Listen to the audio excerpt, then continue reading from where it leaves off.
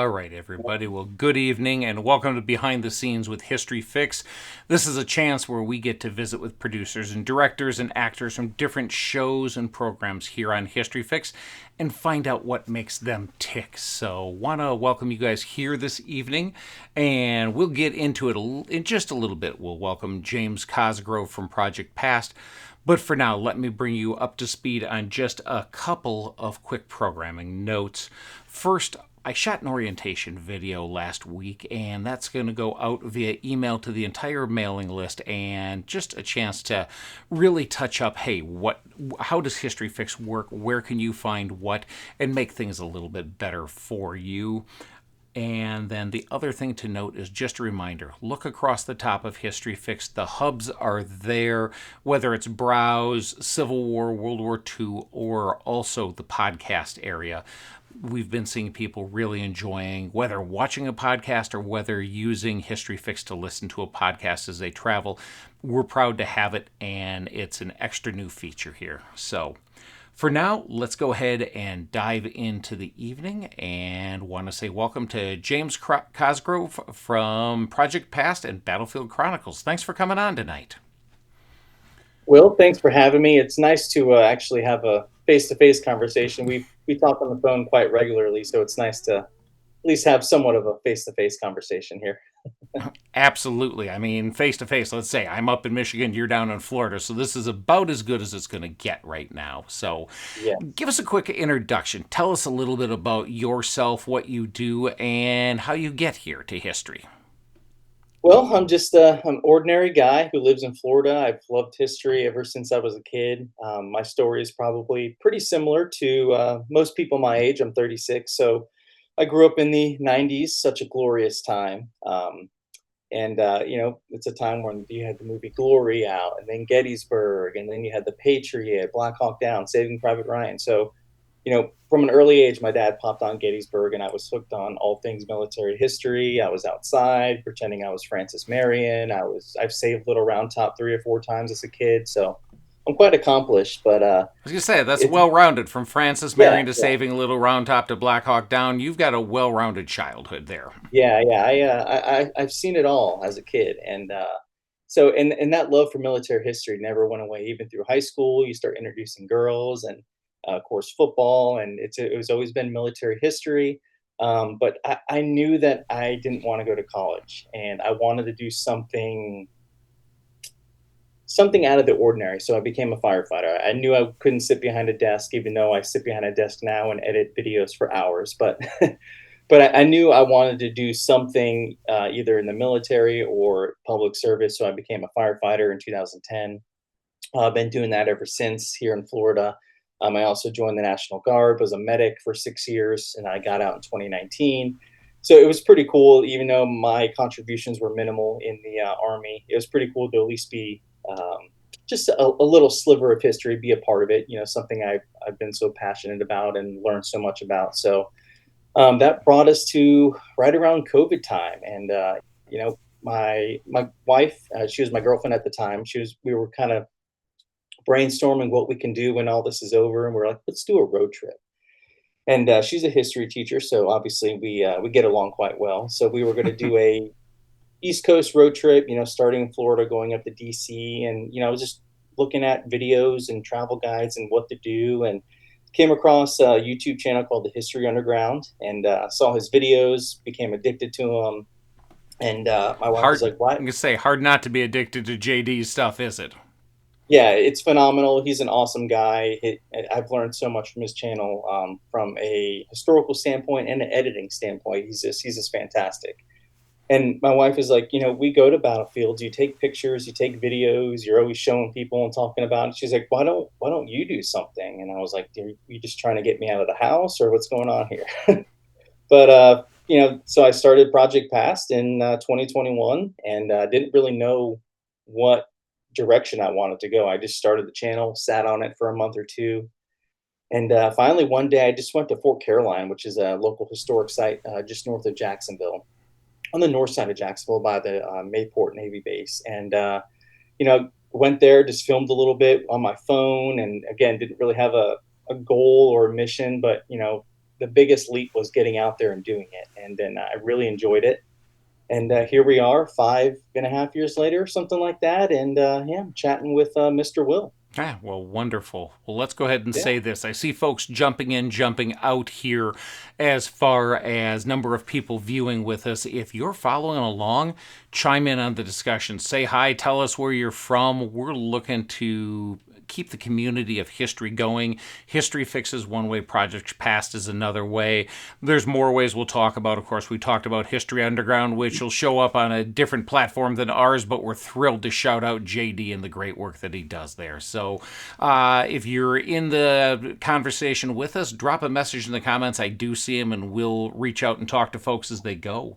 So you've talked about the day job. How did you make the switch? What caused, the wife's, why, or the girlfriend, now the wife says, why don't you do this? Where did it change? Where did it turn? What took the next step for you? Well, it was just a matter of I've always had that love for it, and I'm fortunate enough that my job allows me to explore historic sites on my off days. We work a 24-hour shift, and then we get 48 hours off. Okay, so So it's you're on standard firefighter schedule, 1 on, 2 off. yes, Okay. it's nice, but it goes by a little quick sometimes. Those 48 hours, especially if we don't get much sleep. But it really nice that I can, especially before we started the family, I can go to a Lusty or explore the fort right in downtown historic St. Augustine, or I can plan a trip, and I have those couple days to kind of explore historic sites, and it really works with my schedule. So that was a really easy transition. The biggest thing for me was learning how to edit and video edit and shoot things and learn settings on a camera. I took some very entry level video production in high school. It was an elective, so how engaged was I truly? So um, I'm pretty much self taught. I started on my phone using iMovie, then I bought a computer and still used iMovie up until about a year ago. I finally realized that I needed to take that next step because I wanted to build and produce bigger projects, and that just wasn't something that was realistic on iMovie. But it was a great platform to learn on. So that's been my biggest hurdle, is like settings on the camera, the lighting. You and I talked briefly. This was a while ago now. When I first got my new camera, I filmed in the complete wrong settings. I had no idea, and pretty much 3 or 4 episodes that I filmed in Chattanooga were I had to throw out. I remember you giving me a call from there. So, Tara Yeah, Lynn's, it's all part of the process. yep. But it's been, this is a hobby of mine. It's a love of mine, and even though you hit some hiccups and some headaches along the way, it's amazing to be able to explore these sites and bring them to your living room. That's been my main goal. Gotcha. Well, Tara Lynn's in the chat. She's from our team, and she's also editing a number of projects and has learned to edit over the last year. And when you said editing's a challenge, she said it's quite a learning curve with a smiley face there. So, laughing, I think, with you, not at you, but we'll have to figure that one Well, I'm out. good with both. I laugh at myself all the time. Got it. Well, talk to me. Do you have a family history to the Civil War? So I do, and it's something that I didn't know up until recently. So imagine going to the mecca of battlefields, Gettysburg. It's the first movie I saw that launched my love for American military history. Finally being able to go there. I think my first trip was, I want to say 2023 or 2022, in there somewhere. A Wow. little round top closed, if that rings a bell for the date. Um, that was my first time there, and I remember just being in complete awe. I did some filming, and I was even FaceTiming my wife. I'm in the peach orchard. Check this out. She was like, "Oh, cool." Um, but I I came home, and then about a year later after that, I found out that I had an ancestor who not only served during the Civil War, but he fought at Gettysburg. Wow. What So being unit? able to, he was in the 80th New York, also called the 20th New York State Militia, the Ulster Guard.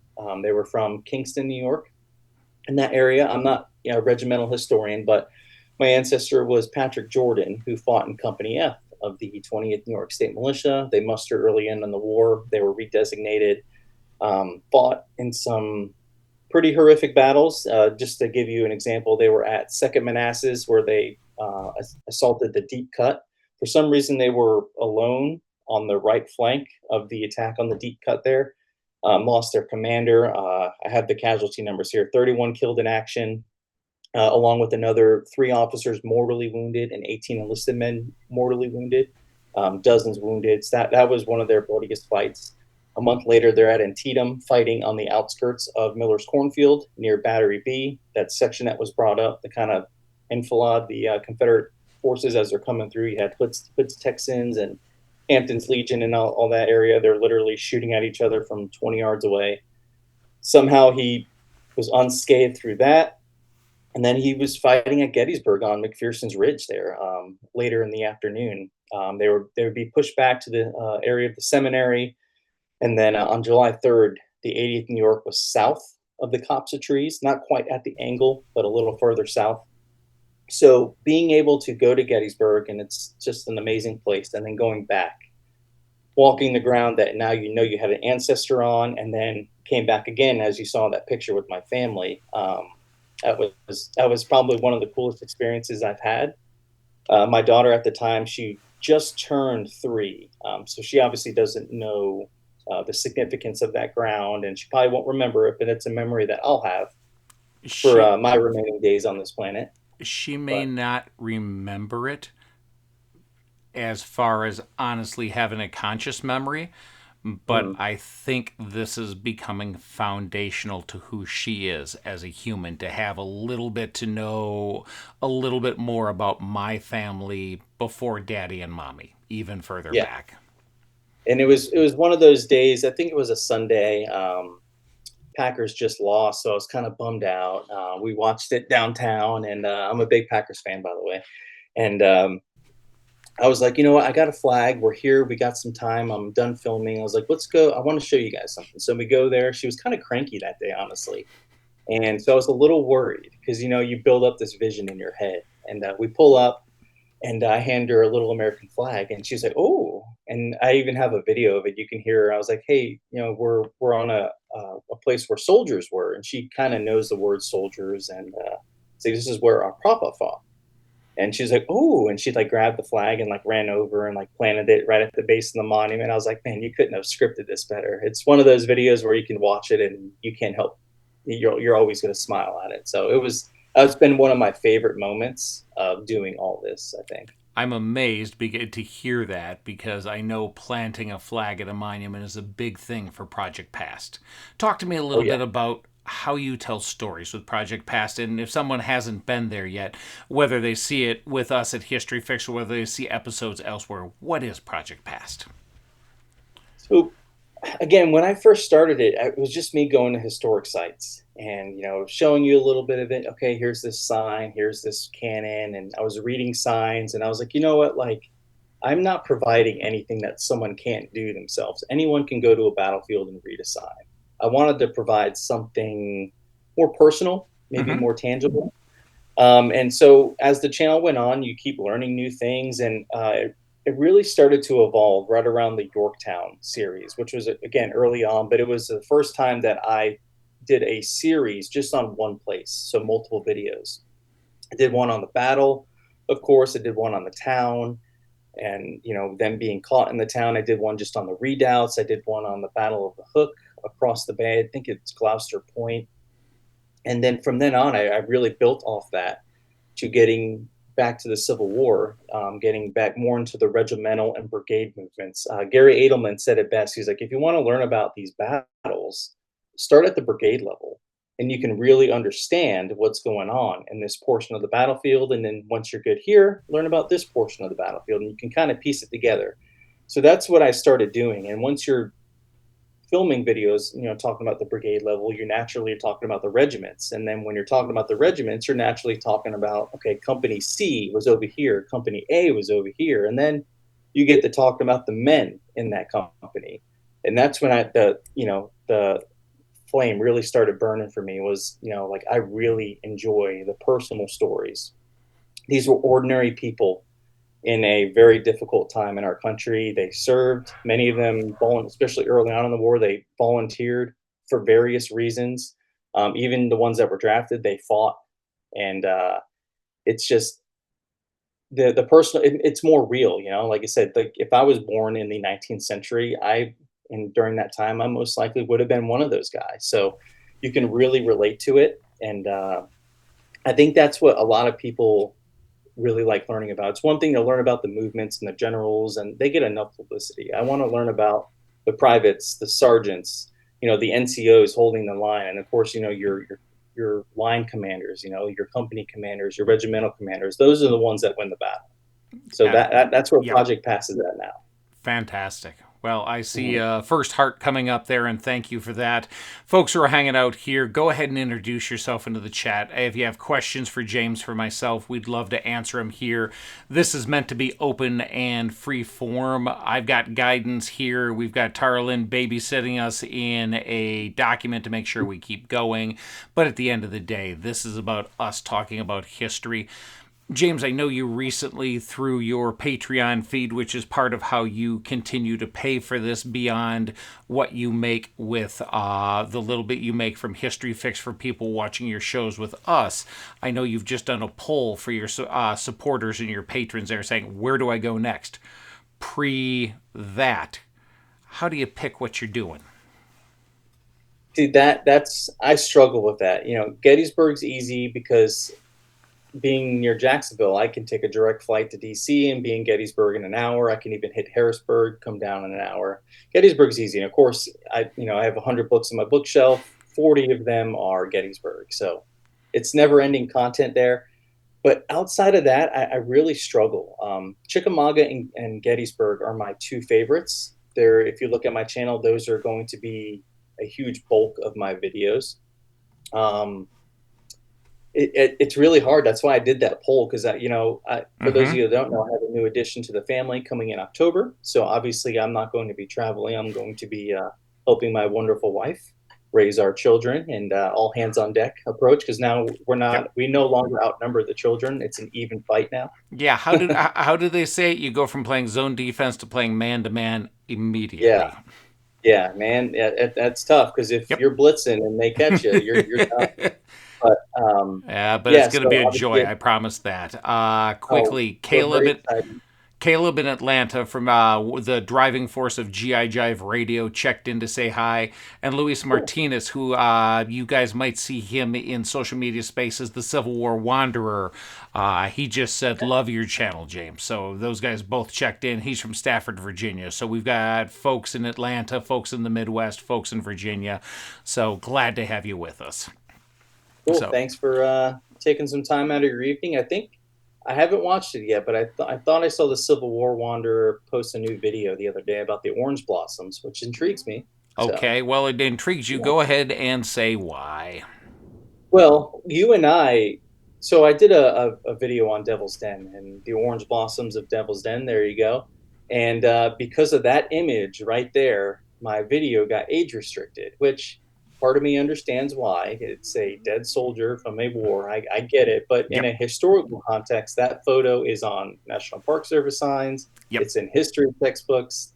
So that's where the frustration comes from because it's a historic photo in a historic video talking about what happened there. And So I when you age think, people, isn't that go where ahead. you joined History Fix as well? Yes, so it got age restricted. I've never dealt with that before. I'm not a massive channel, but you know, for me, if a video gets buried because it's age restricted, that's what YouTube does. It essentially gets no views. So it went from a couple hundred views in a day to essentially nothing Mm-hmm. the next following week. I made a post about it, like, "Hey, if you guys are subscribed and you haven't seen it, it's because of this." And you reached out to me. You're like, "I hate the fact that it's censored. Send it over to me. We'll clean it up a bit, and then we'll upload it on HistoryFix." And then that's how our relationship started. And from then on, I was going to say this in the beginning, but you know how things go. From then on, we obviously had a relationship. You've become essentially a mentor to me. I've sent you numerous videos that you critique. I'm all about constructive criticism. Like I said earlier, like this is a learning process for me. So you do this professionally. So anything that I can learn from this process, I'm grateful for. So the fact that we're finally having a face-to-face conversation as opposed to a phone call. Like I said, I'm pretty happy to be here. So Well, that's pretty great. Caleb jumped back in GI Jive. He said Chickamauga's right up the road from him. So where they are, they're not too far. And so I think he has an affinity for that too. And of course, my first short film as a director that got me the ability to direct in network television, Whitney's Medal, also is Chickamauga. So I think we all sort of hang out there. Tara Lynn yeah, compliments you from the Orange Blossom, said that was a very well done episode. well, I appreciate it. I'm I'm a very one of my strengths is self-deprivation, so I'm a very hard critic on myself. So any video I see of myself, I get kind of nauseous. But I appreciate the kind words. Luis says the Devil's Den video was so very well done. Chancellorsville, we see the Orange Blossoms do a similar charge. Nothing new for the 124th by the time they get to Gettysburg.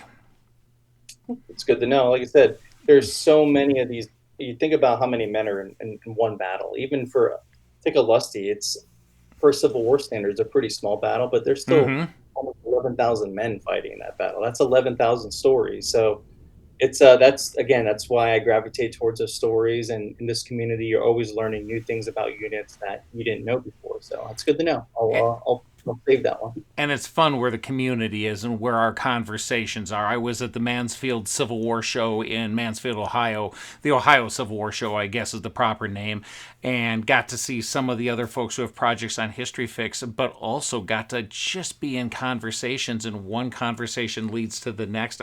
I was talking with Ron Coddington, whose Life on the Civil War Research Trail, and he calls them history rabbit holes, and we got going. We had to stop ourselves and said, look, this is production work. Let's save it. Let's talk to the other people because we could have just riffed and gotten going on things. But one story turns to the next, or I love seeing where regiments show up time and again. So this conversation that the 124th, really, this was nothing new by Devil's Den because they'd done the similar thing at Chancellorsville.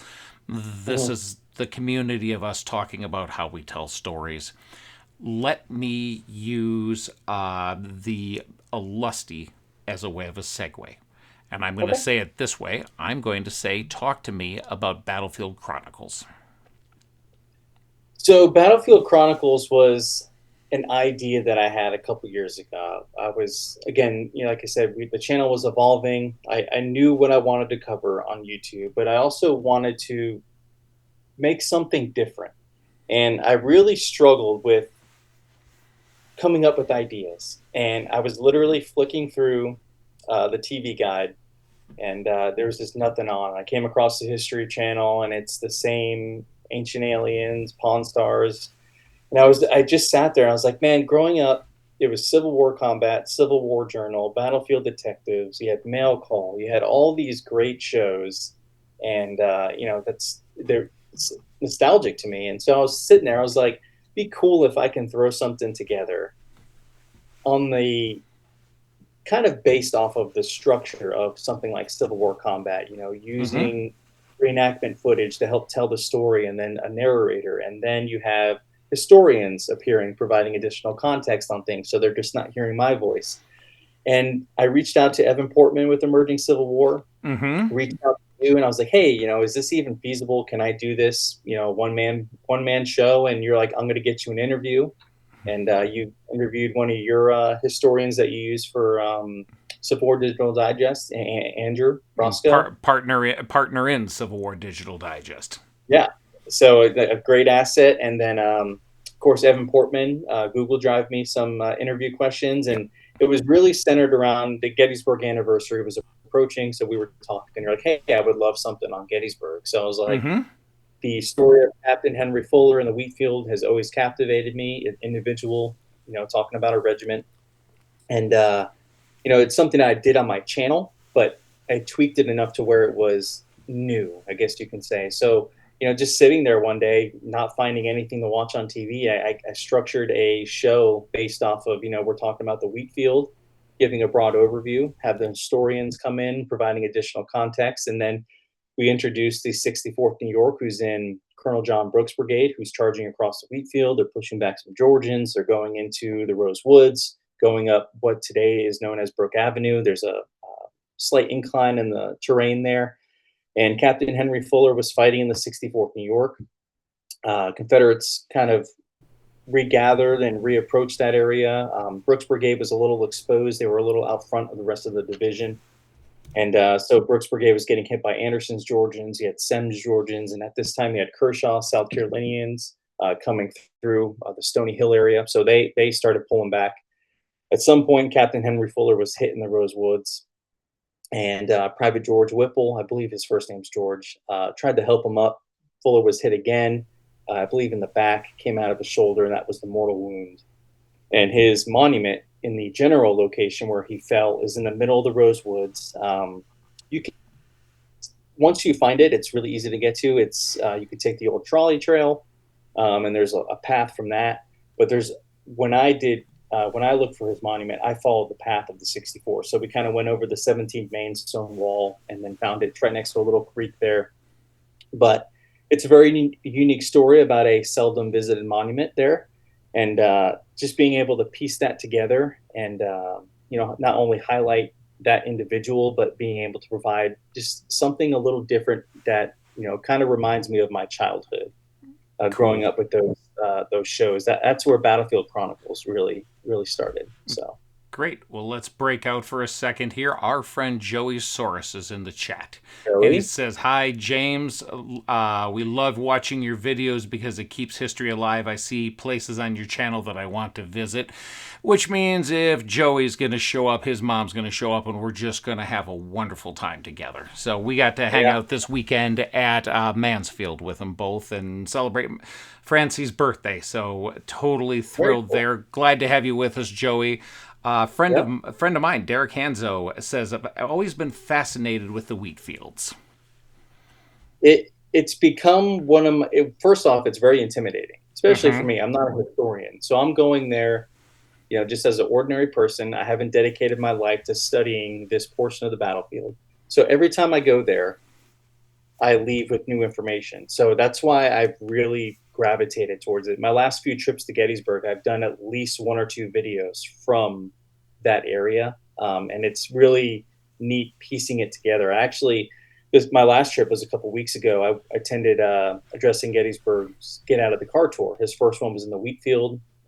Phenomenal. It's he changed the structure of it a little bit, so it was more of like a interactive discussion, which I really enjoyed because you have a group of 40 people, and every single one of those people sees things a little different and knows a little bit about the battle. So it was really cool learning, different perspectives, and there was a battlefield guide there providing additional context. So we've seen those sort of architectures actually on HistoryFix with Addressing Gettysburg, whether it's the Ask a Guide series or whether it's the new Tavern Talk series. So that sounds right up the Matt's brand, and that's going to be fun. I would love to get to one of those.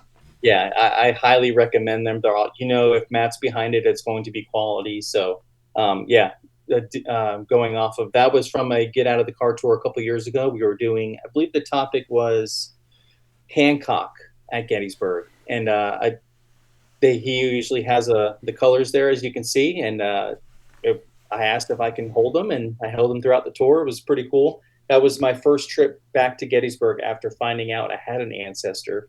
So walking with that flag past the 80th New York secondary monument there was another very, very cool experience. Great. Well, let's take Battlefield Chronicles and go forward with it because it's a series is never just one thing. I'm going to pop an image up here and let's talk about it a little bit. So the first episode I did was about Mr. Fuller. That was, I guess you consider that the pilot. And we've been in multiple discussions about trying to make this a series. And so I put together one about the Battle of Olustee, which is the largest and bloodiest battle that took place here in Florida. Florida isn't really known for its Civil War history, but it was an extremely important state, not only manpower-wise, but the coastline was extremely hard to defend. It was one of the Confederate states with the most coastline. But also after the fall of Vicksburg, Florida became very important for its supplies.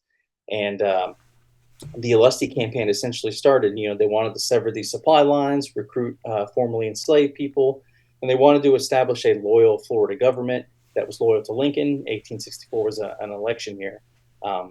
So being in Florida, I'm about an hour away from that battlefield.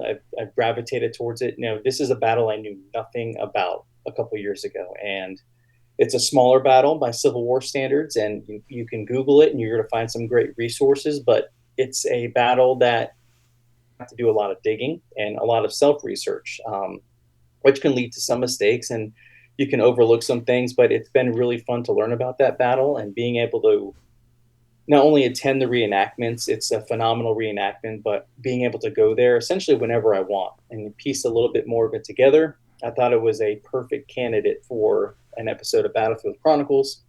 And I really wanted to highlight a couple regiments that were there, highlight the terrain, what they were facing, and of course we touched on a little bit of some of the aftermath of the battle. So yeah, it came together. It was probably one of my it's a massive project for me. I'm just a one man show. I do all the filming. I mean, I have some help from you doing the interviews and things of that nature, but it was a massive project. I even had to like split it in half and like save half of it on an external hard drive, re-import it, and then do the other half. But it came together. I'm very happy with it. There's some things, of course, that I want to do different for the next one. There will be a next one, and I think the next one is going to be Antietam focused. And I do want to get to the do one about the Dade massacre here in Florida during the Second Seminole War, or which kicked off the Second Seminole War. So Well, I'm once very excited about the series, and I'm glad it's exclusive to only you. I'd say once you're stuck down with baby things, then you're probably in a good place to go ahead and do Dade where you can stay somewhat closer to home. Yes, I'm yeah, excited to that's see the what you do goal. with Antietam, and we'll say welcome to Paul Martineau, if I'm not butchering the last name too bad. He said I made it a little late. Worth saying, because Paul brings that up, if you want to catch back and catch this whole thing again, this will go up in the podcast section of History Fix tomorrow morning. The behind the scenes series does have a place there as well. So if you want to catch a replay, I'm sure there's some way to do it here on Facebook. We definitely are going to put it on our YouTube channel so we can share it with James's audience a little bit larger, and it's in the podcast section of History Fix. So you've got a couple of places to catch up on things. Aaron Seaver says, "Hey, I know those guys. You're my boy, James." Aaron, how you doing, buddy? We had Aaron. I also have the Distant Drums podcast. I'm really good at overwhelming myself, but we Okay, had Aaron on. you saved me the segue. You even took the interviewer's segue away. Man, you talk Yeah, about overachieving over there. yeah. Well, we had him on, and we did found talked about some interesting stories about the Shenandoah Valley, which is a part of the war that I'm not familiar with. I know the valley is important, obviously, but it was really cool to learn a little bit about that. And hopefully, we can have Aaron back again sometime. And we need to talk about Whitney's medal, of course, on there too. Yeah, absolutely. Well, we'll find some time for that. Talk to me, but go a little deeper. You just talked about Aaron's episode of Distant Drums. Tell me what has your hands full with yet another thing, and who you do it with. Talk a little bit about the Distant Drums podcast. Sure. So, Distant Drums podcast. We started a year ago. Me and my good friend Andrew. Andrew's someone that's been, always followed the channel. He's always corresponded with me. He just happened to be in Florida for his honeymoon, and so we met up and we talked. And he just incredibly brilliant, passionate about the American Civil War. He was showing me magazines that he made, and they were just you can probably sell those on a store shelf. Um, he was like, "Hey, I want to start a podcast." He's like, "I would love for you to be a part of it." And I was hesitant because it's just not, it's just not my realm. I got my hands full just editing and learning this. And I was like, "Yeah, we'll give it a try." And we got banked like 7 or 8 episodes, and through that we met Ben Quina, who is a phenomenal resource, a brilliant mind, the author of the Magnificent 12. Invincible 12. God, I always say magnificent because it's a magnificent book, but it's the Invincible 12. Yeah, not an It's old about this, not an old TV show. It's a new book. yeah. It's a book about the 12th South Carolina and what they went through. So having him on the podcast, and he's now a part of it, and he comes on when he has time, and just learning from him. It's been phenomenal. We've had Gary Gallagher on. We've had, Chris Mikowski. These are just brilliant minds in the Civil War community. So it's been very enlightening, and I've learned a ton. We've had Aaron on, like I said, and It's it's focused on just the Civil War, but the stories within it. So we're talking about the battles, and we're even diving into a few stories within those battles. And Ben Quine has done some great presentations with focused on the South Carolina Brigade in the Army of Northern Virginia at Fredericksburg and Gettysburg, and we've got some more coming down the pipeline. Of course, we have a handful of them on HistoryFix as well. So it's been really cool, and I've learned a ton. It's again, anything that I can do, I learn more when I'm doing something. So going to a battlefield and then I'm editing the video and hearing the information. It's just all pieces of the puzzle. Fun. Well, Yeah. folks, we're getting nearer to the end, and we're going to add one new thing to the end here today. But this is a shout out to everybody in the chat. If you have questions for James or comments for James, now would be an excellent time to start to throw them in. I will say that after we get done talking about the wheat field, I realized where I'm standing. And if you look over my shoulder, you see a copy of Troyani's 4th Michigan in the wheat field. This is Colonel Harrison Jeffords just a moment before he gets bayoneted and trying to save the 4th's colors and becomes the senior most officer killed by bayonet during the Civil War. So we're talking wheat field and wheat field. I'm going, oh, wait a second, look what's right over my shoulder. And then you say Antietam. This was a chance in 2010 to do a I'll get it there. National Park Service Living History. That's the actual Dunker Church, and that was quite a few years ago as well. Very cool. Yeah, he's in that famous Civil War image with I don't know if it's a drummer boy, but there's a child soldier next to him, and it's really Yep. neat to see his photo. Of course, it's a very sad story, but seeing the person that he was, and then of course reading his actions on that day. Absolutely. Isn't he a captain in that? That was like 61 because I'll say something in a little bit about some Michigan regiments not being that well photographed. That's not the case for the 4th Michigan. They're all over the Library of Congress, especially in the early part of the war. They're very easy to track that way. Yeah, it's when you're doing some studies, you find some units have dozens and dozens of pictures, and there's some units is like, did no one care about these guys? What's going on here? Good. Well, here's a trade crafts question from Lewis, and I'm happy to share some of this. He asked, and I think this is pointed to you, James. Do you do your videos from information in your head, or do you have notes? Your videos flow so smooth. I do a little of both. Now, keep in mind, I can only fit so much in my head, and most of it I forget. But what I do is I say, so I guess I'll give the results of the poll away. But so we have a book like this, Hell Itself. It's about the wilderness. Emerging Civil War books they're I highly recommend them. They're the perfect Yep. blend of information, but they Yep. don't overload you. And from Chris But overseeing the series, also a shout out to Ted Savas of Savas Beatty for making sure that they get published and we get to see them. yeah, and like I said, they're the perfect blend of you get high level information, but you're not leaving these books confused. So what I do is I'll read that book, I jot down some notes. I may read another book or two, and I build an outline. So if I'm covering Captain Henry Fuller in the wheat field, Mm-hmm. so what I would do is, okay, he was in the 64th New York. Jot down some information where they were from, what they went through, maybe before that, and I'll just save it on my phone, or I'll print out a script and then I'll just take a picture of it so I have it with me. And I'll when I'm on the plane traveling, I'll read through it 4 or 5 times. And so when I get to the battlefield, I can regurgitate most of it. Now, there's sometimes you forget things or you mix details up, but for the most part, I write the information that I want to share on an outline, and then I'll remember a few other little details and what I can fit in here. Cool. Tarlin says, I'm looking forward to seeing more of your upcoming videos. Any new projects upcoming? You've teased out Antietam for Battlefield Chronicles. Anything else you want to lay cards on the table yet, or holding them close to the Uh, vest? well, it's just a matter of what I want. I have probably about 10 episodes to edit. It's just a matter of getting to it.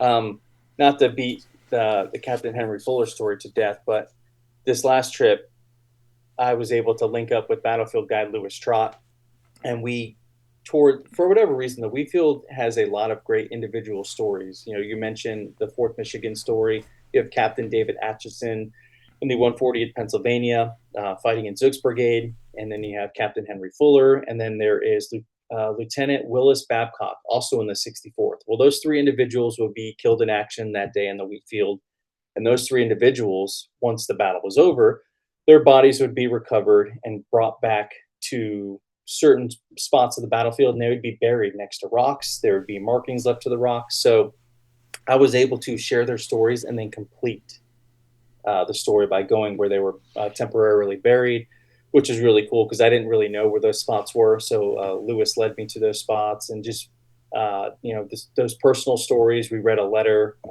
written to, I believe it was Lieutenant Babcock's father, by a major in the 64th New York, detailing what happened, and they buried Wow. him. It just, it just makes it real. Mm-hmm. These were real people, real stories. These pictures that we see, these are real men.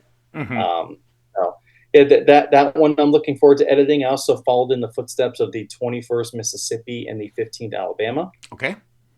and the first U.S. sharpshooters in Pittsburgh Woods. So that those will be coming down at some point. And then, of course, if I can get to Antietam, we're going to film some Battlefield Chronicles. Sounds There's a good. story about two best friends killed in the cornfield there that I want to cover from the 6th Wisconsin. So, Wow. Fantastic. We'll look forward to seeing what you do there. Paul says, need you to do a second take for Lexington and Concord. LOL. So yeah, it sounds like there's a story there. there is. So last year, my wife's a teacher, like I said, so she gets a spring break. So we're like, hey, you're off. I can take off work. There's a vacation available. We'll shoot up to Boston. Um, and we can cover. I can cover Lexington and Concord in a day, and we can have a day in Boston, and explore the history there and all that good stuff. Well, we were leaving Friday, coming back Sunday, so there's no room for error.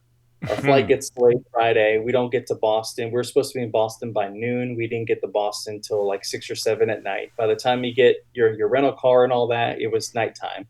Pulling into the hotel, I get a flat tire. So I'm changing a flat tire at 10 o'clock at night. And then, of course, it's a tiny little donut. So we bring it back to the rental car place. And then by the time we get a new rental car, it's already, noon on Saturday. And I was like, well, I can't film. So we just explored, made the best of it. And it snowed a little bit. We met up with Paul. We walked the battlefield road there, and, made the best of it. But it was, from a filming standpoint, it was a disaster. I've been there very recently. Aaron actually had no voice and was on text trying to help me and wasn't able to help me in time. So shout out to Aaron for something that you'll see on History Fix starting here soon, but some of it still needs to be filmed, possibly next week. So, before I drop into the new segment of the behind the scenes live streams, Caleb at GI Jive Radio says, anyone wrote a book or made a documentary that shares how the U.S. would be today if the South had won? I'll handle that. Caleb, there are some narratives, there's some fiction books that say that because, of course, we don't know what it would be. So it wouldn't be a documentary, it'd be a movie. I sure know when I was a kid, I read a book called Gray Victory, and that was looking at what happened in the Confederacy after they won, but was like 1860s, 1870s. I haven't seen anything. James, have you about taking it forward to today? No, personally, no. Like I said, most of my literature is usually battlefield oriented, or regimental stories. Yep. So I wouldn't even know where to direct you on that, and I don't want to steer you wrong. No. So well, gang, let's add one thing to behind the scenes, and I'll give a shout out to the podcast Script Notes, which is a long running, like 10 or 11-year podcast about writing screenplays, which is in my trade something that I follow passingly for people that I work for. At the end, those guys every time say, let's talk about one cool thing. Everybody on the screen, it doesn't have to be about the subject. It doesn't even have to be about history. James and I both are going for history. James, let's talk about something that's cool, that's off topic. Where's your one cool thing? Oh, so this one cool thing, it's Civil War related. Being a firefighter, I've always been interested in the 11th New York. They were considered the first fire swabs. They were recruited from New York City fire departments. At the outbreak of the war, their commander, Colonel Elmer Ellsworth, was a personal friend of Lincoln. I think Ellsworth said something along the lines of, "Give me a unit full of New York City firemen, and we'll, end the war soon." That's not his exact quote, but he said something along those lines. But being a firefighter, knowing how firefighters can be at times, they were very rambunctious, undisciplined, but they were hard fighters, hard chargers. But so I've always been drawn to that unit. Ellsworth was actually killed at the Marshall House Inn. He would be one of the first martyrs of the war. I believe he was the first Union officer killed in action there. So it was before even the fighting began. The 11th New York history is brief. They saw most of their action at First Manassas, at Henry Hill. I believe they charge up 2 or 3 times.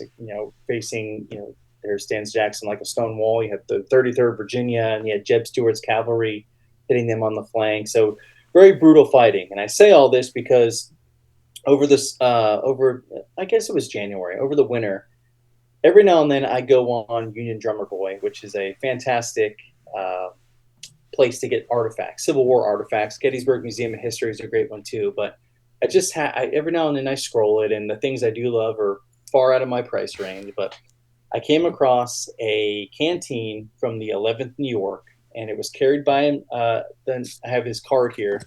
It was carried by a member named Joseph Smith. He was 22 years old when he enlisted in April 20th of 1861 in New York City, and he was a private in Company E. And I happen to have his canteen that he carried during his service. Try and be as gentle as I can here. All right. Wow. So this is a canteen from Joseph Smith, who saw action at First Manassas. Think about his march there. Is he taking drinks from this? In lulls in the fighting, is he taking drinks from this? Did he lose it? Maybe a Confederate soldier picked it up. I don't know that story. What I do know is he would survive the battle, and like I said, the 11th New York would be mustered out in during the Peninsula Campaign in '62. And from what this card says, he was transferred to Company F on October 10th of 1861, and he mustered out. On June 2nd of 1862. So this was at Manassas, making a couple charges up Henry House Hill here. It's hard to make out some of the writing. I don't know what the stains are. I'm not going to say their blood because I don't know. It could be dirt, could be anything. Yep. And on it, it says J.W. Smith, and then he carved his initials up in the top there. But just trying to give you one more look there without the bubble wrap in the way. But we'll be gentle with it, so that's a good thing. Cool. Yes. Thanks for sharing that with us. That is my pride and joy. I got a few other things, but being attached to the 11th New York just based on what their occupation was and their history, it's really cool to own a piece of that history. So yeah, that's my one cool thing. That's very cool. I'm laughing that you say Union Drummer Boy. Tara Lynn says an incredible piece to find. Aaron Seaver says, what an awesome piece of history. And talking back and forth within the chat, Paul says, shout out to GI Jive Radio for the great job DJing the Band of Brothers weekend at Camp Toccoa. So we start to see very folks cool. Different. Now, we're proud to continue to advertise History Fix on GI Jive Radio. And we know that our ad dollars helps keep that service going for you guys. So that's also something that we're proud of. Okay. My turn, my one cool thing. You said Union Drummer Boy. I'm laughing because I bought this from Brendan this weekend. We were set up History Fix across the way at Mansfield, and I walked by. I said the 4th Michigan earlier. It was photographed essentially to death during the Civil War in the first year.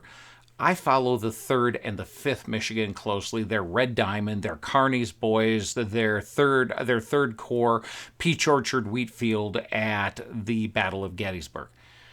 They're incredibly hard to find images of. And my home living history unit is 5th Michigan Company K.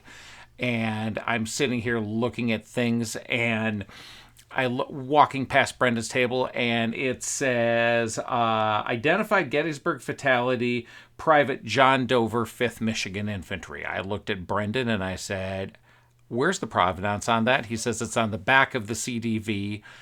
we made a deal, and Private John Dover came home with me. Wow, that's awesome. I will go a little bit further. Some of the research was done, some of this was done more last night. Private Dover did not join with the regiment and go through Fort Wayne, Detroit. He was a substitute. He enlisted the first day of the draft on March 3rd, 1863. So if you think about it, enlists on March 1863, probably saw Chancellorsville, and then was killed on July 2nd, 1863. He's not drafted. He is a substitute. And we know the name of the man he substituted for. Both of them are from the city of Imlay, now Imlay City, Michigan. My parents, the farm I grew up on, is about an hour and 40 minutes north of us. I stop in Imlay City at Tim Hortons for coffee every time I go see mom and dad or go work on the orchard that I have on the property.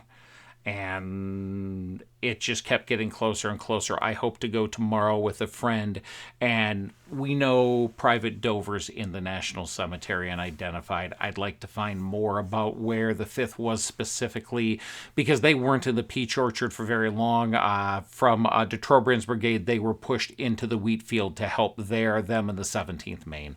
And so I want to go stand where those guys were and where he may have found the end of his time in service. Yeah, yeah, that's like I said, that's like one of my favorite things to do, despite how sad these stories are. But being able to not only see that individual soldier, but be in the area where he was fighting and spent his last moment. That's Yeah, it's at least we can do is to remember their sacrifice. great. And we just had Charles Oscar join in. He says, tuning in late, good to be good discussion. Glad to be a new subscriber of HistoryFix. And Charles, to remind what I said earlier, this video goes on to HistoryFix in the podcast section in the morning. So Charles says, the Union Drummer Boy had a great display at Mansfield. I was very good. I only walked away with one CDV. I could have done a lot more damage, not just there, but there were so many other things to see in Mansfield. With us as a business in the history space, we go where we can meet more history buffs and be seen, and that was a wonderful opportunity to see, be seen, meet, and get to know people. So, folks, as we bring our time here to an end, I'm going to give it to James. James, it is Project Past. It is Battlefield Chronicles. It is Distant Drums. Please don't have come up with something more since we started this 52 minutes ago. Just wait a little while, please. Yeah, I need to take that advice. I love it so much. So anytime I get a new opportunity, I'm like, oh, I can do this. And Well, then guess who just joined in the chat? The Union Drummer Boy just chimed in and says, I appreciate your business and your friendship. Great content. Brendan and his team there. It's a museum you can buy in. I'm just thrilled to see more and more people come and show up and spend time with us. James, yours. Give it to you. Your floor.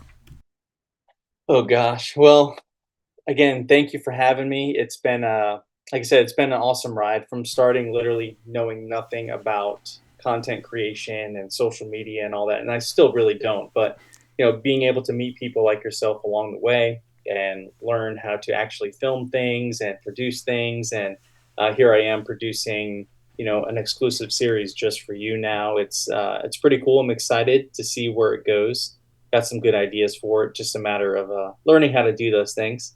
And like I said, this is the best way for me to learn. If you're watching this and you've been on the fence about, filming and taking pictures or doing anything Civil War related as far as content wise, do it. Take the plunge. And there's no better way to learn, at least for me. I'm a very hands on individual.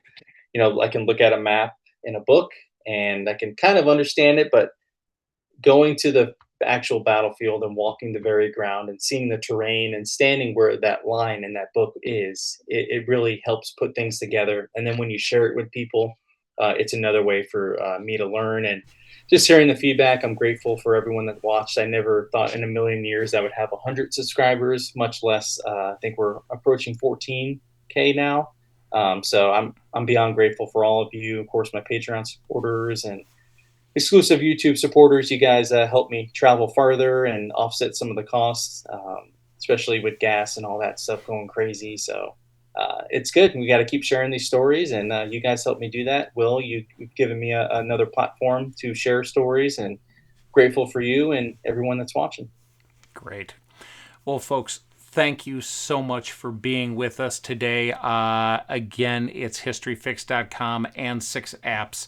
If you sign up on the website, go ahead and use this code here. You can use it for the annual or the monthly plan. The annual is your best value. This will take your $50 first year down to a $35 first year. James, thanks for being with us. And everybody, thanks for being in the chat. Thanks for participating. We will see you all. And then 2 weeks from today, director and producer Mark Frederick from the Butler County Museum and the Butler County Historical Society, their documentary. Mark will be here to talk to us about that. And if we're lucky, we get the writer with as well. He's still working on that. Paul says, great job, everyone. Thanks so much, Paul. Thanks so much for being with us, everybody. We're going to call it here. Have a wonderful evening.